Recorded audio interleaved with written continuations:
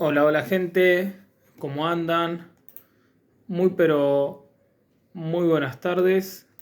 Bienvenidos a la clase número 5 de Historia y Geografía 2. Mi nombre es Nicolás Barreto y como les comento siempre y como vamos a tratar de acostumbrarnos, clase tras clase, lo ideal sería ir haciendo un repaso de lo que estuvimos abordando la clase anterior, ¿no?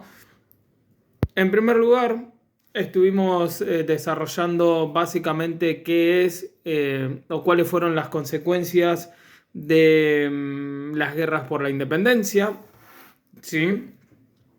Esas consecuencias de las guerras por la independencia no las vamos a ir desarrollando todas, sino que vamos a ir solamente repasando, porque en la clase número 4, perdón, ya las habíamos trabajado y estuvimos mencionando todo lo que tiene que ver con la militarización, con la democratización, con la importancia del sector rural, que eso lo vamos a ir trabajando hoy en día, ahora en esta clase, y con el surgimiento de la figura del caudillo.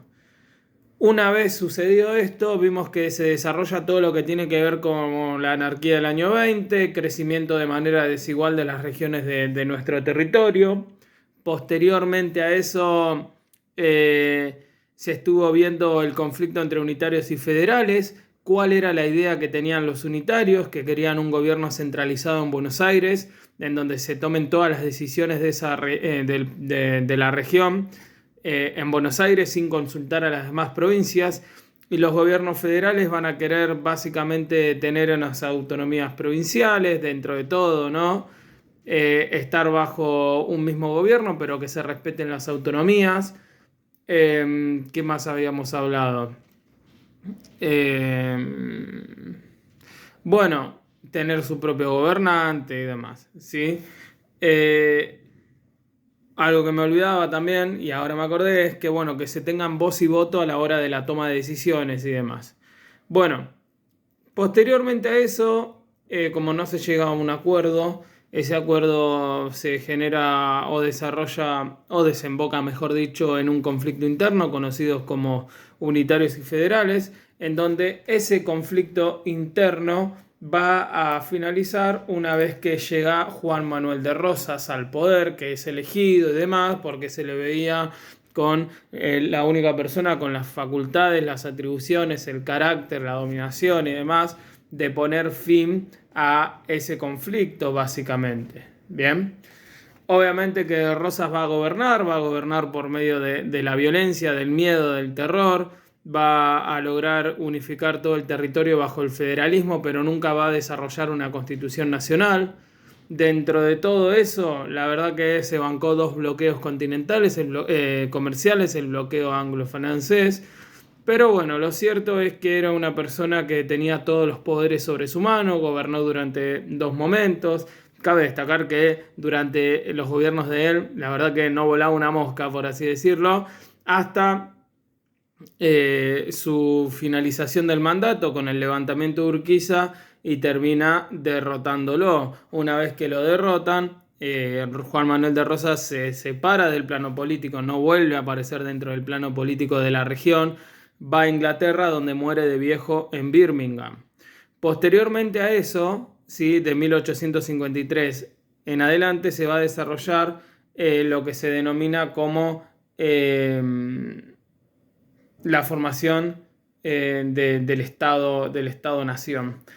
Esa, y ya nos adentramos en el tema de hoy, eh, tenemos que tener en cuenta que lo primero que se hace para la conformación del Estado es una constitución, más que nada de 1853, ¿sí? Que va a tener sus contradicciones, por así decirlo, con Buenos Aires, que no le va a gustar y demás, pero bueno, esta idea o esta formación de la Constitución es como el inicio de la formación del Estado-Nación. Y tenemos que tener en cuenta que una nación es una comunidad humana que se ha formado históricamente, en donde todas esas humanos o esa sociedad va a compartir un territorio, va a compartir una lengua, Lo más importante también para que sea una nación es que se van a compartir tradiciones. Todo el mundo sabe cuáles son las tradiciones típicas de nuestro territorio, una idiosincrasia y una unidad económica común, por así decirlo. Ahora bien, los conceptos centrales de la formación del Estado argentino vamos a abarcarlo en que tenemos un aspecto político, un aspecto económico, un aspecto social y lo que sería un aspecto cultural.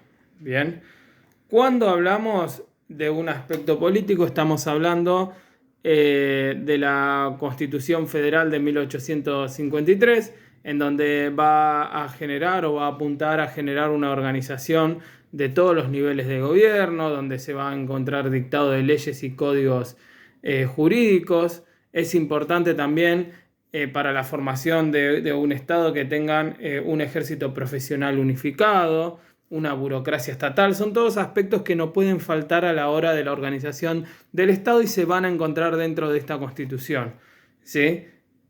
Por otro lado, y esto es muy pero muy importante, y esto lo vamos a ir relacionando con lo que estuvimos viendo de cuáles son las consecuencias de la guerra por la independencia, nos vamos a encontrar con los aspectos económicos, que va a ser fundamental para este nuevo Estado que está surgiendo.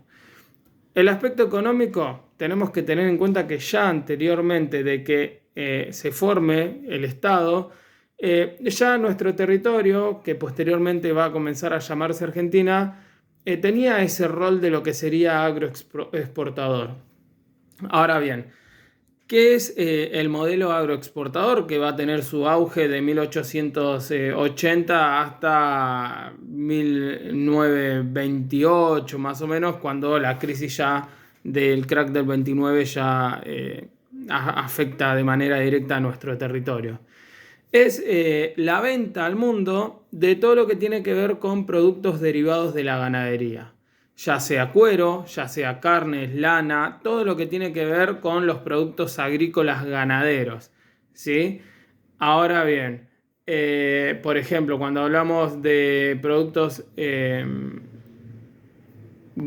agrícolas, estamos hablando de cereales y demás, ¿sí? Obviamente que esto va a tener una gran importancia todo lo que tiene que ver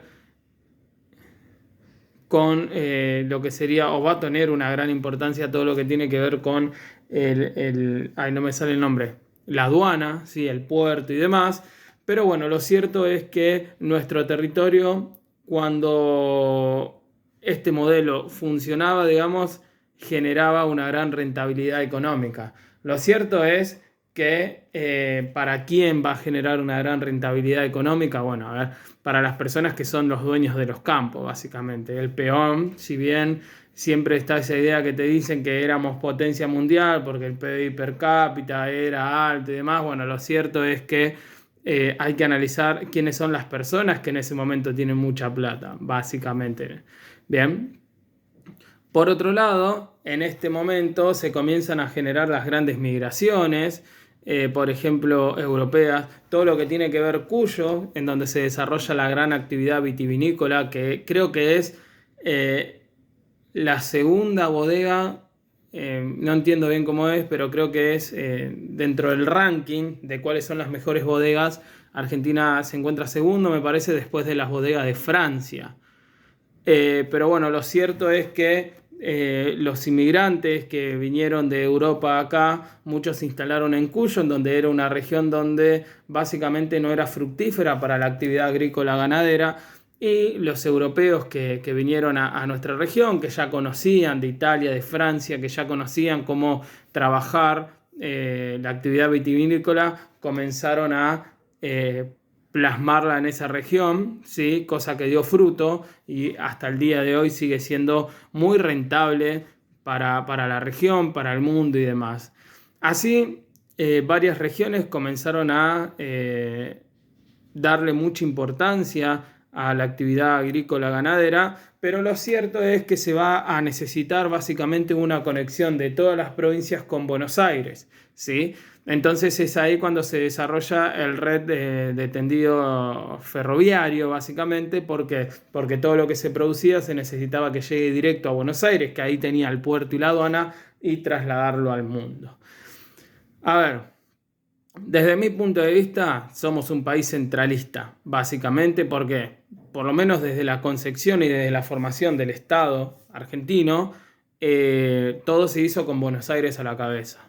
Si nosotros pensamos en, por ejemplo, Estados Unidos, ¿sí? Nosotros vamos a ver que Estados Unidos tiene un tendido de vías en forma de cuadrícula, de hoja cuadriculada. ¿Qué quiere decir eso?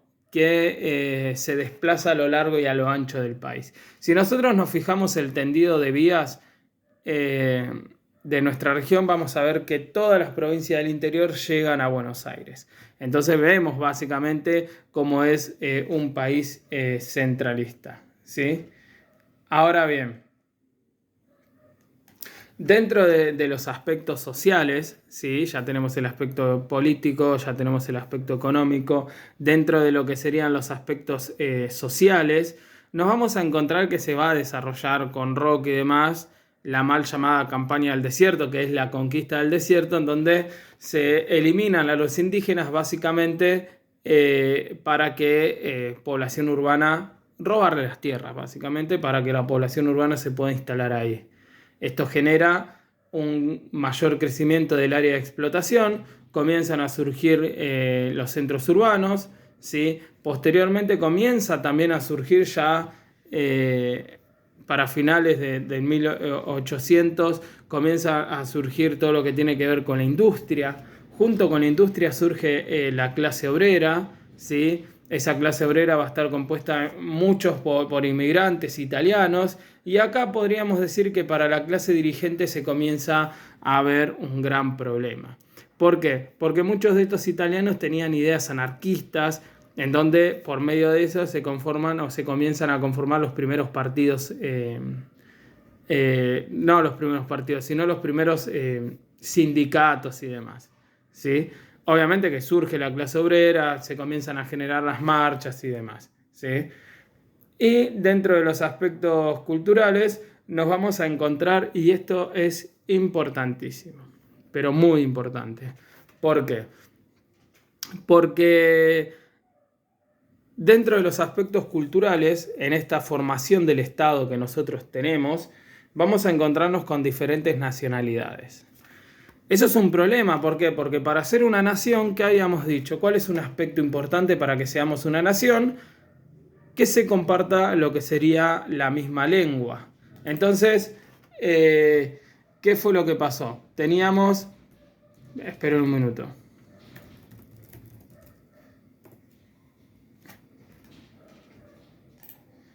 Teníamos diferentes nacionalidades. A ver, vamos a tener polacos, ¿sí? Italianos, españoles, ¿sí? Nativos de acá. Tenemos diferentes lenguas. Entonces, ¿qué fue lo que pasó? Se necesitaba unificar y conformar una nación. Entonces, ¿qué es lo que se hace? Se plantea y se pone en práctica la famosa y conocida Ley 1420, en donde va a establecer un sistema de educación primaria gratuito, básicamente, y esto genera que se mezclen todas esas culturas en las aulas y se comience a hablar un solo idioma. Ahora bien, no todo era color de rosas, sino que nos vamos a encontrar que a medida que fue pasando el tiempo, comienzan a surgir, y esto, si mal no recuerdo, lo estuvimos viendo en problemática social contemporánea, no me acuerdo, creo que sí, se me mezclan las materias, de la formación de los partidos políticos. Y acá comienzan a surgir los primeros partidos políticos, en donde el primer partido político que va a ser o va a dominar va a ser el Partido Autonomista Nacional, con Roca a la cabeza. Va a gobernar durante mucho tiempo, incluso Roca va a dejar a marionetas, por así decirlo, como Juárez Selman y demás, para que gobiernen en nombre de él, porque bueno, Roca ya había gobernado y demás. Esta élite que va a gobernar va a ser la élite terrateniente, por lo tanto se va a llenar de guita, por así decirlo, con el modelo agroexportador. ¿Por qué? Porque van a ser ellos los dueños de los campos. Ahora, ¿qué pasó? Van a haber elecciones, esas elecciones van a ser alteradas, ¿sí? Van a ser manipuladas, y lo que va a generar es que el voto sea cantado, tienes que cumplir ciertos requisitos, por lo tanto siempre van a ganar ellos. Va a haber elecciones, pero siempre van a ganar. Van a haber diferentes partidos, en eso surge todo lo que tiene que ver con el movimiento anarquista y demás que le hace frente, pero vamos a encontrarnos con diferentes partidos, como por ejemplo la Unión Cívica, ¿sí? Que le hace frente, se postula elecciones, intentó un golpe de Estado y demás, no lo pudo hacer, por lo tanto esa Unión Cívica con el tiempo se termina fragmentando y ahí surge una facción nueva que es la Unión Cívica Radical. La Unión Cívica Radical va a optar, como sabía que por medio de un golpe de Estado no los podían debilitar ni nada por el estilo, va a optar por otra forma de protesta que es la abstención electoral. Se van a presentar elecciones porque sabían que no iban a ganar. El Partido Autonomista Nacional se sigue presentando y sigue ganando, pero a medida que fue pasando el tiempo, se sanciona la ley Sáenz Peña, ¿sí?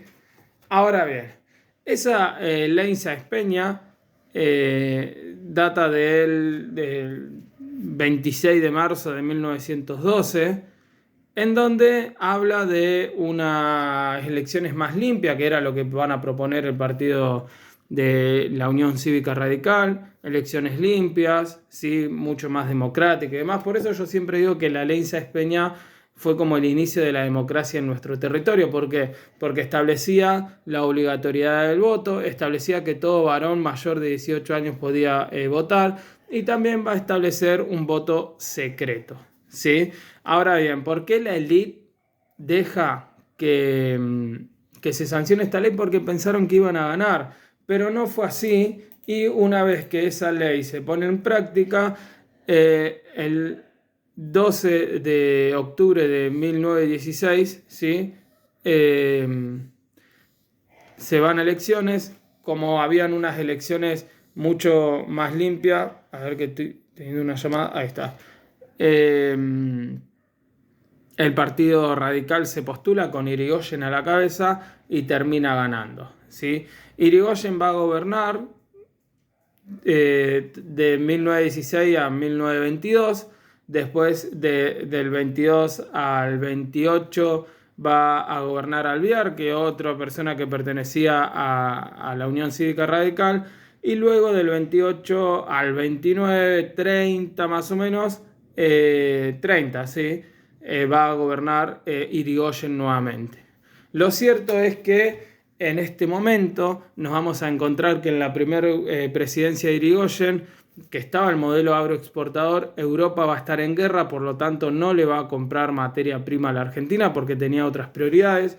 Por lo tanto, lo que va a pasar es que la economía de nuestra región se va a estancar. Si bien se establece todo lo que tiene que ver con la reforma universitaria y demás, la cuestión económica interna no era buena para nada y comienza a recibir muchas críticas.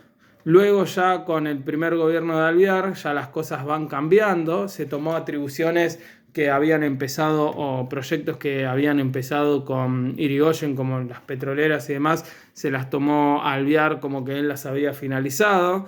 El contexto internacional va a ser bueno porque Europa ya se encuentra en reconstrucción, por lo tanto va a necesitar todo lo que tiene que ver con materia prima, por lo tanto el modelo agroexportador va a funcionar en este momento y Alvear se va a ver muy beneficiado, su imagen política va a crecer y demás. Lo cierto es que Irigoyen en la última presidencia va a poder gobernar tan solo un año. ¿Por qué? Porque se comienza a generar una crisis económica debido a las caídas de las acciones, todo lo que tiene que ver con el Wall Street, todo lo que sería en Estados Unidos crisis de 1929 y para 1930 es una crisis global. ¿Qué es lo que pasa? Estados Unidos tiene un problema de sobreproducción que vende generó o fabricó muchas cosas que no puede vender. El comercio de Estados Unidos con Europa es muy, muy entrelazado, por lo tanto, si entra en crisis uno, entra en crisis en otro, y si entra en crisis los dos, entramos en crisis nosotros. ¿Por qué? Porque son nuestros principales compradores. Esa es una gran crítica al tener un modelo agrícola ganadero. ¿Por qué? Porque si el mundo entra en crisis, nosotros dejamos de vender. Entonces, ¿qué fue lo que pasó? Para 1930 la crisis fue global. La verdad que en Argentina no se estaba pasando para nada bien y fue un momento aprovechado por la élite, ¿sí?, oligarca, que había perdido las elecciones en 1916. Ya Roca había muerto, pero bueno, quedaban sus sucesores y demás, y comenzaron a instalar de que el gran problema de la economía argentina era de Irigoyen, porque cuando gobernó Alvear van a decir estábamos bien, entonces Irigoyen no sirve. Ese fogoneo generó que la sociedad nacional, por así decirlo, esté de acuerdo con lo que se diga y se le haga el primer golpe de Estado de la historia argentina. ¿Sí? Acá ya sí podemos hablar golpe de Estado porque había un Estado-nación conformado. Bien, ¿qué fue lo que pasó? Se lo elimina el radicalismo, se le prohíbe participar en elecciones y se da comienzo a lo que sería como década infame.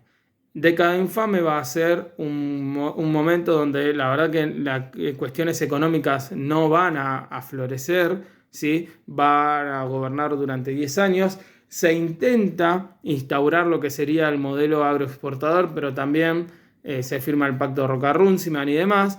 También se intenta incentivar algo de lo que tiene la industria nacional, pero lo cierto es que la economía no va a ser buena y esta élite oligarca que vuelve a tomar el poder sigue con las mismas prácticas de años anteriores, ¿sí? Que serían el fraude electoral, ¿sí? Que el radicalismo no participa en elecciones porque estaba prohibido y demás. Lo cierto es que la década infame termina con un golpe de Estado, ¿sí? En donde en ese golpe de Estado vamos a encontrarnos con una persona que participa, que era un soldado raso, por así decirlo, que va a ser Juan Domingo Perón. Así que bueno, gente, eso es todo. La clase número 6 vamos a ver todo lo que sería con el peronismo. Y bueno, cualquier duda, consulta, lo vamos charlando.